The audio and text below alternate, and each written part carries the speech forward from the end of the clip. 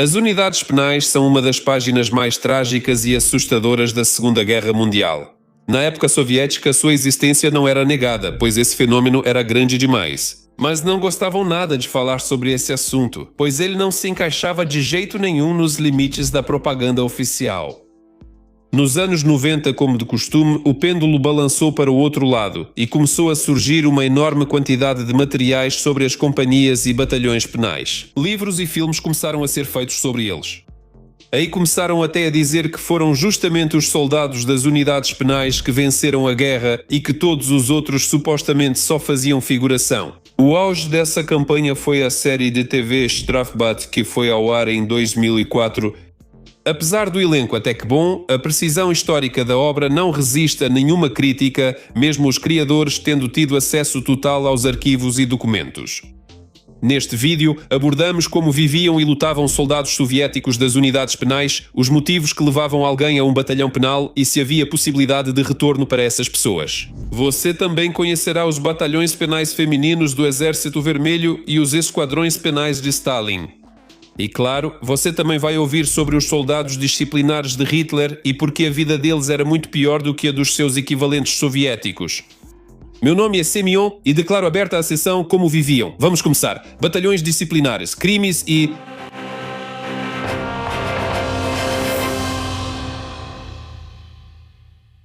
Batalhões disciplinares, crimes e punições.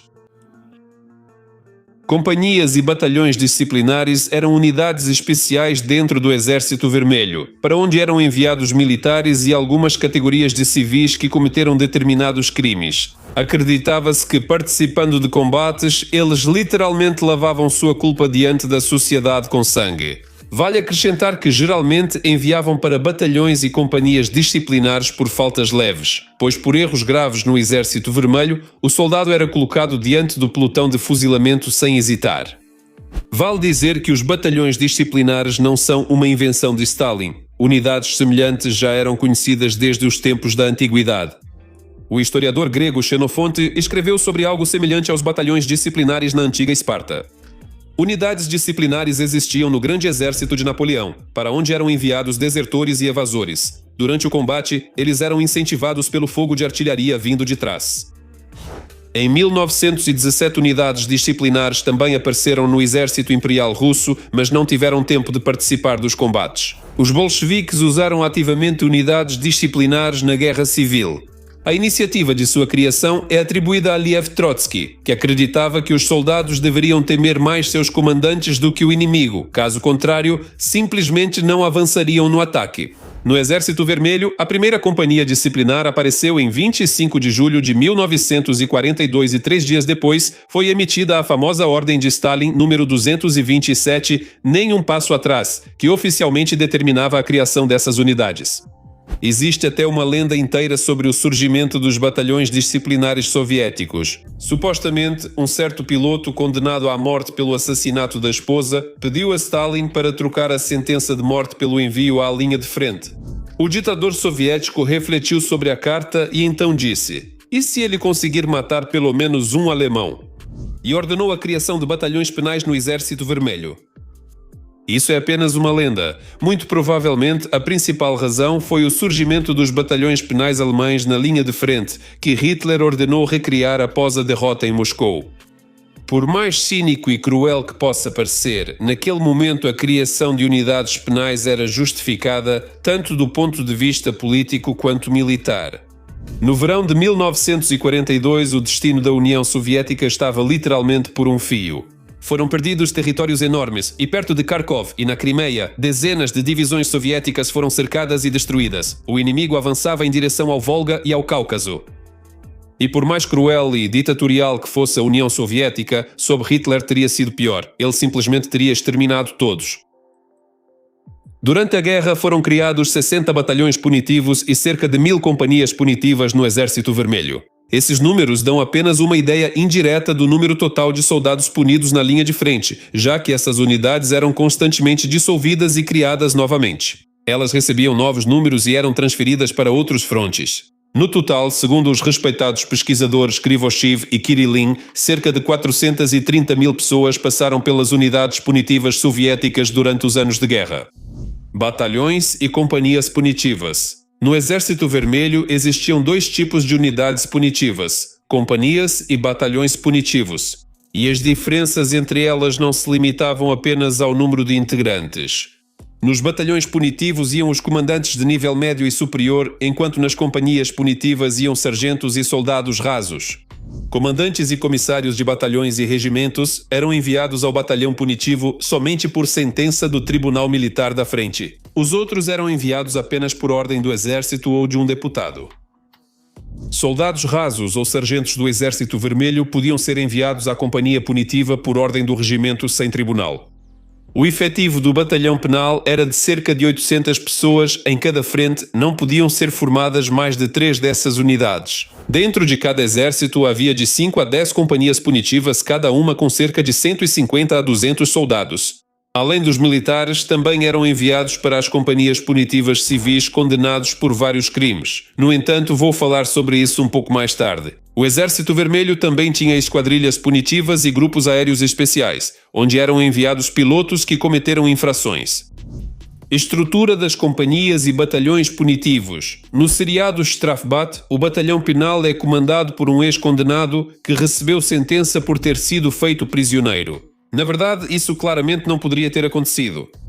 As unidades punitivas soviéticas, companhias e batalhões tinham composições permanente e variável.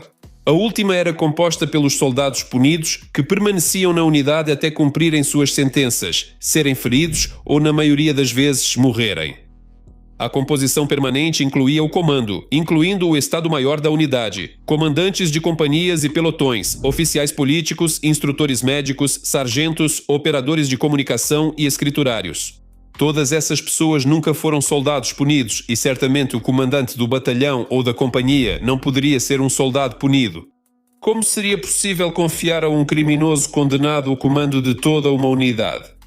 Os comandantes dos batalhões disciplinares eram escolhidos entre oficiais experientes e determinados, recebendo poder total sobre subordinados. Por exemplo, o comandante de um batalhão disciplinar tinha o direito de executar qualquer um de seus soldados no local pela menor infração ou desobediência. Na verdade, os próprios oficiais tentavam não apertar demais o cerco. Entre comandantes e subordinados nos batalhões disciplinares, geralmente havia relações normais de camaradagem. Nessas condições, não seria diferente. Um dos oficiais do quadro permanente da companhia disciplinar lembra: tentávamos tratar os soldados punidos como soldados comuns, conversando com cada um deles com respeito. Se o comandante da companhia se comportasse como um canalha ou usasse seu poder ilimitado para fuzilar aqueles de quem não gostava, ele tinha grandes chances de levar um tiro dos próprios subordinados no próximo combate. Os oficiais de soldados punidos recebiam benefícios importantes. Um mês de serviço valia por 6 para eles. Eles recebiam uma remuneração aumentada e um suprimento alimentar reforçado. Os soldados e sargentos do quadro permanente tinham um suprimento alimentar aumentado. Apesar desses bônus, havia bem poucos dispostos a servir nos batalhões disciplinares. Os subordinados eram inquietos demais e as tarefas atribuídas aos penalizados eram perigosas demais. Por que motivos alguém podia acabar em um batalhão disciplinar? Relatos dos veteranos de guerra mostram que havia muitos motivos para ir para uma unidade penal. Às vezes por motivos extremamente tolos, como uma briga de bêbados, ausência não autorizada, perda de bens ou documentos. Repito mais uma vez, as unidades penais eram destinadas a crimes não tão graves, porque por algo sério no Exército Vermelho, a punição era o fuzilamento. Segundo as memórias do oficial Alexander Piltsin, eles receberam um engenheiro-major que assediava constantemente mulheres subordinadas. Foi feita uma denúncia contra ele e depois disso, o infeliz Dom Juan foi enviado para expiar sua culpa com sangue. Ou então veja este caso. 2 jovens pilotos morreram em um acidente e o comandante do esquadrão foi punido. Ou então veja este caso. Vários soldados do reforço em marcha para a linha de frente encontraram uma mina não detonada e começaram a quebrar ela e suas caixas de munição. O resultado foi trágico. 4 pessoas morreram, outras 9 ficaram feridas. Os oficiais que comandavam as unidades foram destituídos de seus postos e enviados para a unidade disciplinar. Unidades disciplinares eram frequentemente usadas para acertar contas. Por exemplo, o ex-combatente da companhia disciplinar, Suman, lembra que ele não se deu bem com o comandante desde o início. Depois, ele simplesmente teve o descuido de falar bem da qualidade das metralhadoras alemãs. O caso resultou em denúncia e ação disciplinar. E aqui está o que lembra Efim Goldbreich, que lutou como membro permanente da companhia disciplinar. Todo comandante de regimento podia, por ordem própria, enviar soldado ou sargento à companhia disciplinar. O acompanhante trazia um extrato da ordem e recebia uma assinatura pelo recebimento. Essas eram todas as formalidades, porque mandavam para a companhia disciplinar. Não cumprir uma ordem, demonstrar covardia em combate, insultar um superior, briga, roubo, pilhagem, deserção ou talvez simplesmente o comandante do regimento não tenha gostado da esposa de campanha de alguém. Comandantes ou soldados comuns eram enviados às companhias disciplinares por covardia ou espalhar pânico. Mas mesmo aqui, para cada covarde de verdade, havia várias pessoas que acabavam nessa situação sem saída ou serviam de bode expiatório. Outra categoria eram os intendentes e outros oficiais da retaguarda que haviam se envolvido em corrupção. E na fase final da guerra, um sério contingente de reforço para as unidades disciplinares passou a ser formado por cercados e desertores do ano de 1941. Após a libertação dos territórios, eles eram logo detidos. O soldado do Exército Vermelho Moroz lembra: se alguém que ficou para trás do exército não tentava retornar para os seus, mas também não colaborava com as autoridades de ocupação, era enviado para uma companhia disciplinar por um mês. Aqueles que serviram como chefes de aldeia sob os alemães ou como policiais recebiam 2 meses e os que serviram no exército alemão ou no ROA de Vlasov recebiam 3 meses. Por quanto tempo enviavam para o batalhão disciplinar soviético? O tempo nas unidades disciplinares soviéticas era limitado, tornando-as mais humanas que as hitleristas. O máximo que podiam sentenciar era 3 meses de batalhão ou companhia disciplinar. Na sentença era escrito assim: sentenciar a 1 mês de batalhão disciplinar ou 2. Após o término desse período, as acusações contra o militar eram retiradas. Ele retornava à unidade regular com seu antigo posto. Também devolviam ao ex-integrante da unidade disciplinar as suas condecorações. Há casos conhecidos em que a frente onde a unidade disciplinar estava localizada não participava de combates por vários meses, e os militares, após cumprirem seu tempo de punição, voltavam para suas unidades sem terem participado de nenhuma batalha. Para disciplinados que se destacavam em combate, a punição podia ser reduzida. Outra forma de deixar o batalhão disciplinar era sofrer ferimento grave que exigisse hospitalização. Nesse sentido, a frase expiar sua culpa com sangue deve ser entendida literalmente. Um ferimento, mesmo que recebido no primeiro dia no batalhão disciplinar, devolvia o soldado à unidade regular. Soldados punidos e incapacitados em combate recebiam pensão baseada no último salário. Os familiares dos militares mortos recebiam benefícios em dinheiro nas mesmas condições que os demais. Havia criminosos nos batalhões penais? Outro importante meio de reforço das unidades penais eram as prisões e outras instituições correcionais. Na verdade, os batalhões penais de oficiais não tinham criminosos. Apenas as companhias penais recebiam esse tipo de contingente. Para ir para a linha de frente, o prisioneiro precisava escrever uma declaração apropriada para os órgãos competentes. Lá decidiam se o condenado iria para a linha de frente. O fato é que era oficialmente proibido alistar em unidades penais prisioneiros condenados por crimes graves e reincidentes. A lógica aqui é clara. A psicologia dos criminosos profissionais é pouco compatível com o serviço militar. Também não levavam para a linha de frente os contra-revolucionários, condenados pelo famoso artigo 58, afinal, eles eram considerados inimigos do povo. Como dar armas para pessoas assim? Há relatos de que reincidentes perigosos e prisioneiros políticos eram enviados para a linha de frente. Aparentemente, em certos períodos da guerra, a necessidade de carne de canhão era tão grande que simplesmente ignoravam todas as restrições. Para os prisioneiros havia a seguinte regra: 5 anos de campos de trabalho eram trocados por 1 mês em uma companhia penal, 7 anos por 2 meses, 10 anos por 3 meses. Como lutavam os soldados das unidades penais? Os batalhões penais de oficiais lutavam muito bem, afinal eram formados por profissionais com boa preparação e experiência real de combate. No tiro, combate corpo a corpo e conhecimento técnico, eles frequentemente superavam as unidades de infantaria comuns.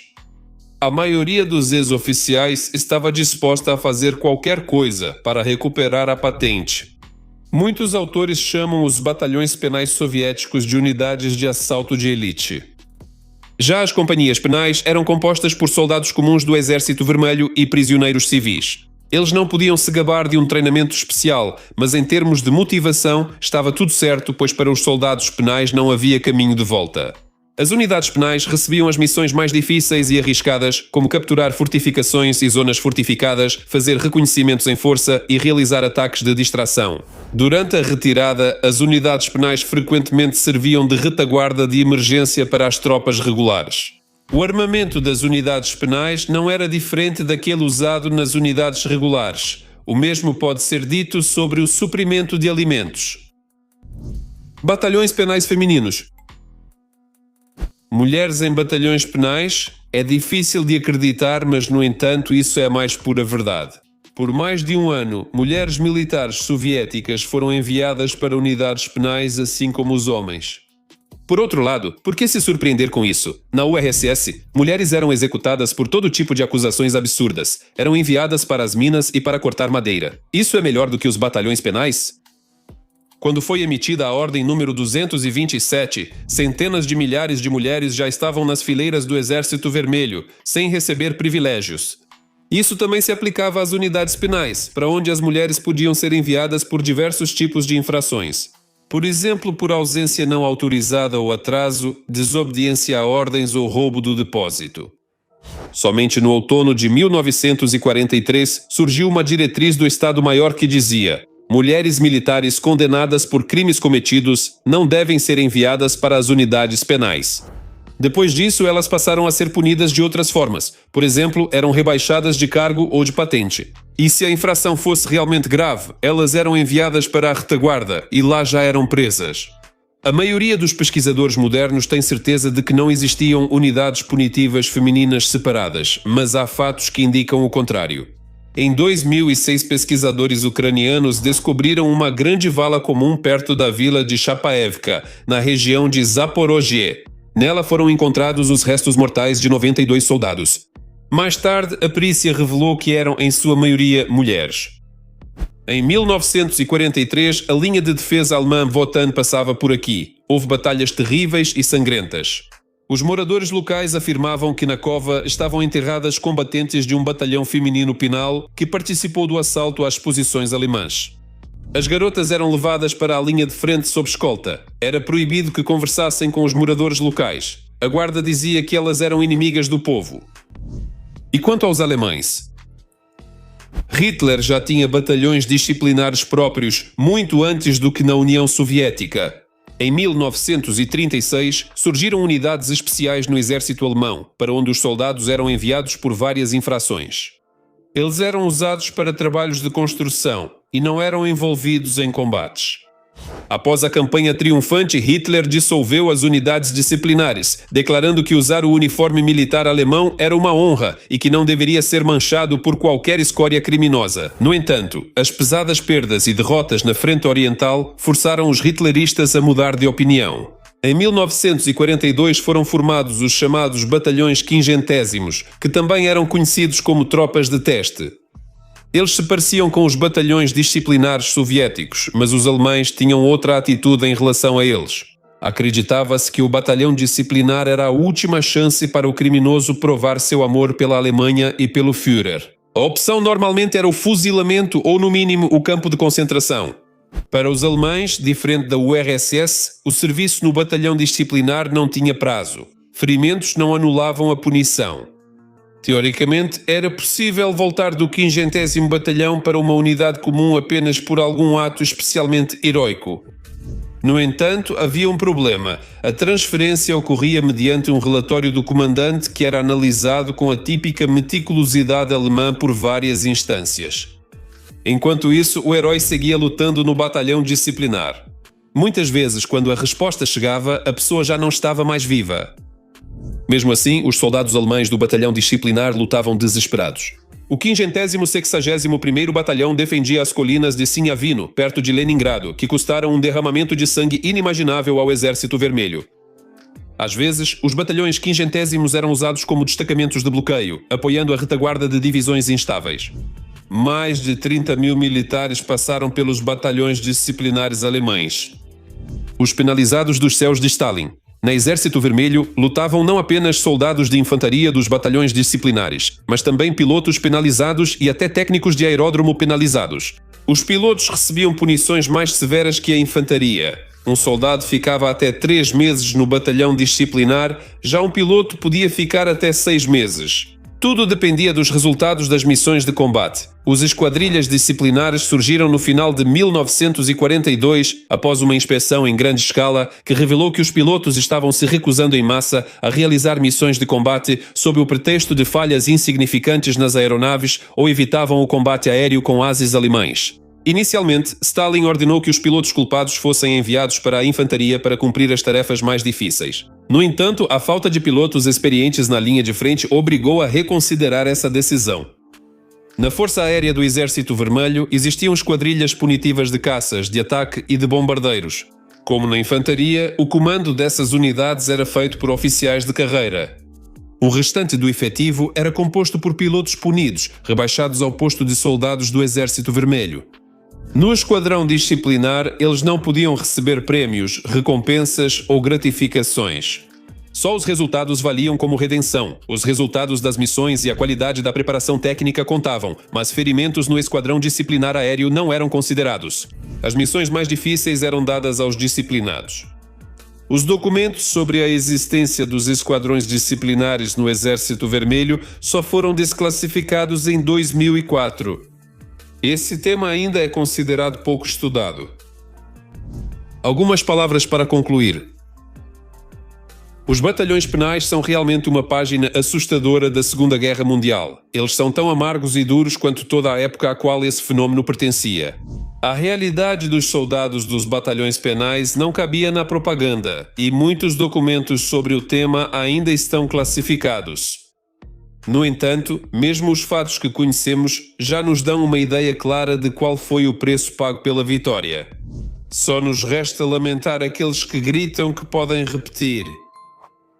Até breve. Tchau. Legendas.